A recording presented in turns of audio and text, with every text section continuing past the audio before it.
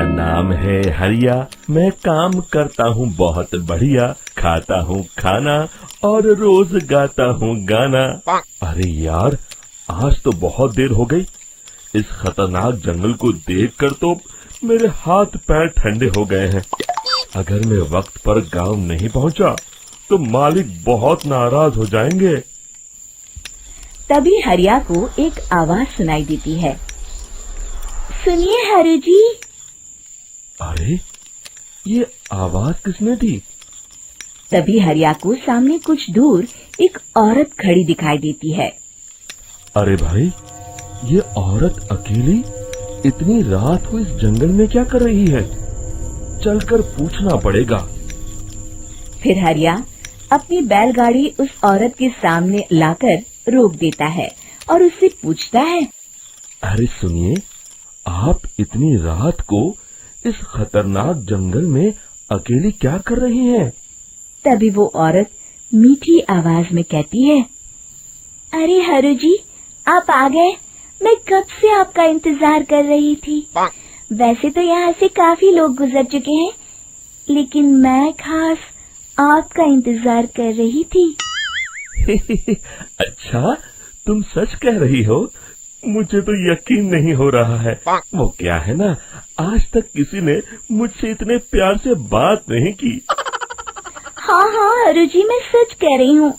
अब देर मत करिए और जल्दी से मुझे मेरे घर तक छोड़ दीजिए।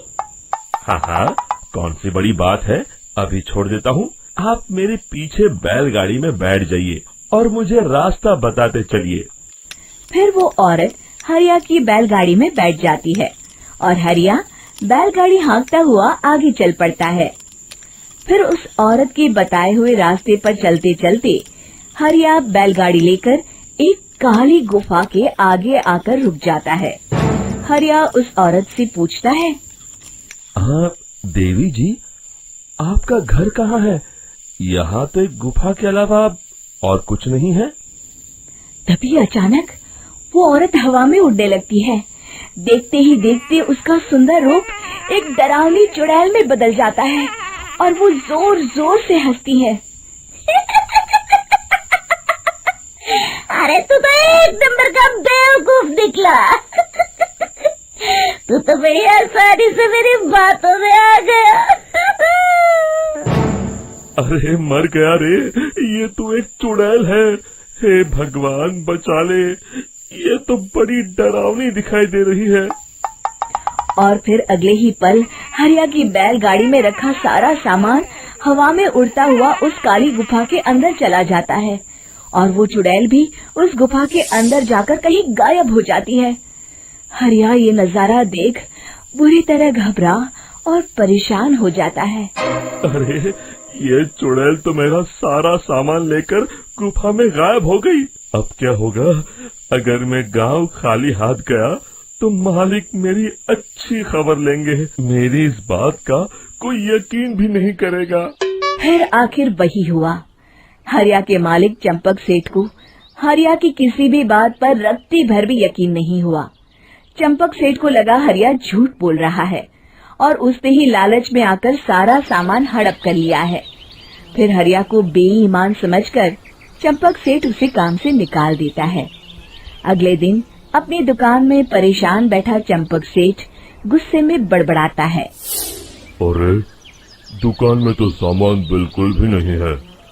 अब मुझे ही शहर जाकर सामान लाना होगा। फिर वो अपनी बैलगाड़ी लेकर शहर चला जाता है। शहर से सामान लेकर जब चंपक सेठ वापस गांव लौट रहा होता है, तभी उसे एक आवाज सुनाई देती है। चंपक जी, ओ चंपक जी। अरे, ये तो कोई मेरा नाम लेकर मुझे पुकार रहा है। फिर उस रास्ते में वही औरत खड़ी दिखाई देती है। फिर क्या था, हरिया की तरह चंपक सेठ भी उस औरत के पास अपनी बैलगाड़ी लेकर जाता है और वो भी उसकी चिकनी चुपड़ी बातों के मोह जाल में फंस जाता है। फिर चुड़ैल उसे भी अपनी गुफा तक ले जाती है और उसका सारा सामान लेकर गुफा में गायब हो जाती है। बेचारा चंपक सेठ लाचार होकर खाली हाथ गांव लौट आता है। फिर ये उस जंगल में रोज की बात हो जाती है। जो कोई भी शहर से कुछ लेकर गांव की तरफ लौटता, वो चुड़ैल उसे बेवकूफ बनाकर उसका सारा सामान लेकर गुफा में गायब हो जाती। एक दिन हरिया एक लकड़हारे को उसी जंगल की तरफ जाते हुए देखता है। फिर हरिया उसे रोकते हुए कहता है, अरे भाई, क्यों अपनी मौत को दावत दे रहे हो? मेरी बात मानो, आगे जंगल में मत जाओ, वहाँ एक बड़ी भयानक चुड़ैल रहती है। लकड़हारा हरिया की बातों को नजरअंदाज करते हुए कहता है, अरे भाई, मुझे पहले ही बहुत देर हो चुकी है, मुझे जाने दो भाई। शाम तक लकड़ियाँ काट कर शहर के बाजार में बेचना है। तुम अपनी ये कहानी किसी फुर्सत में बैठे इंसान को सुनाओ, मैं तो चला। इतना कहकर लकड़हारा वहाँ से आगे जंगल की तरफ चला जाता है।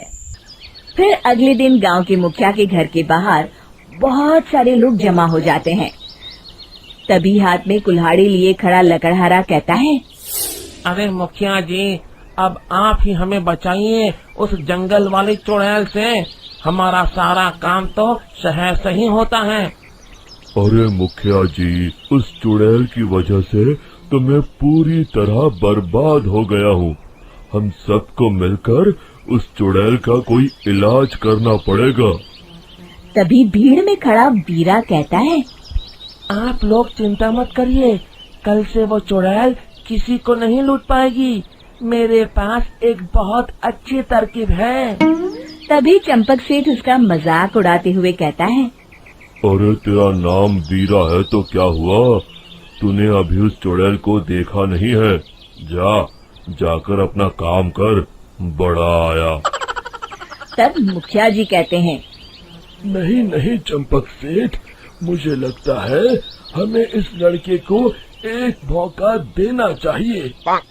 फिर सभी गांव वाले मुखिया जी की बातों से सहमत हो जाते हैं और वीरा शाम को एक बैलगाड़ी में कुछ सामान लादकर उस जंगल की ओर चल देता है। वीरा, ओ वीरा, कहाँ जा रहा है? तभी वीरा मुड़ के देखता है, वही चुड़ैल एक औरत के रूप में खड़ी है। अरे बहन जी, मैं आपको ही ढूंढ रहा था। देखिए, मैं आपके लिए क्या लाया हूँ। अरे वाह, तो खुद मेरे लिए इतना सामान लाया है। तू ही अकेला गांव में समझदार है। जरा देखो, मैं भी खोल के, बड़े भूख लगी है। जैसे ही चुड़ैल उस सामान पर से कपड़ा हटाती है, एक भगवान शिव की तेज रोशनी उसके अंदर मूर्ति से निकलती है और चुड़ैल अपने असली रूप में आकर जलने लगती है। अरे मैं जल रही हूँ, बचाओ! बचाओ! ओम नमः शिवाय, मर गई मैं! देखते ही देखते वो चुड़ैल राख के साथ उड़ जाती है और सभी गांव वाले भी वहां आ जाते हैं। शिक्षा बुराई पे सदा अच्छाई की ही जीत होती है।